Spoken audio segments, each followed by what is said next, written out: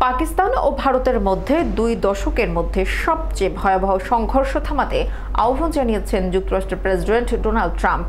খবর জিও নিউজের। হোয়াইট হাউসের এক বক্তব্যে ট্রাম্প বলেন, আমি চাই তারা থামুক। আমরা 2 দেশের সঙ্গেই ভালো সম্পর্ক বজায় রাখি। তাদের সঙ্গে আমাদের সুসম্পর্ক রয়েছে। তাই আমি চাই সংঘর্ষ বন্ধ হোক।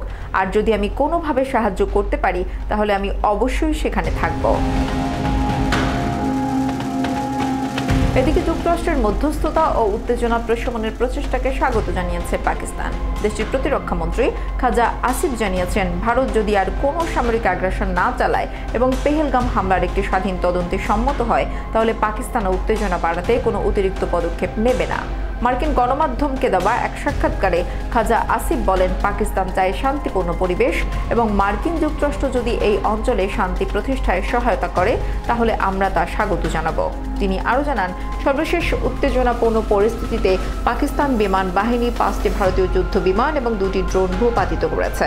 পাকিস্তান বরাবরই ভারতের পেহেলগামে সাম্প্রতিক হামলাকে কেন্দ্র করে চালানো আগ্রাসনকে অযৌক্তিক এবং উস্কানিমূলক বলে দাবি করে আসছে। ইসলামাবাদের দাবি, ভারত এই ঘটনাকে রাজনৈতিকভাবে ব্যবহার করছে এবং সরকারি পাকিস্তানের ভেতরে হামলা চালাচ্ছে। 2 দেশের চলমান হামলা পাল্টে হামলার ঘটনায় উদ্বেগ প্রকাশ করে উভয় দেশকে সংযম প্রদর্শনের আহ্বান জানিয়েছেন অন্য বিশ্ব নেতারাও।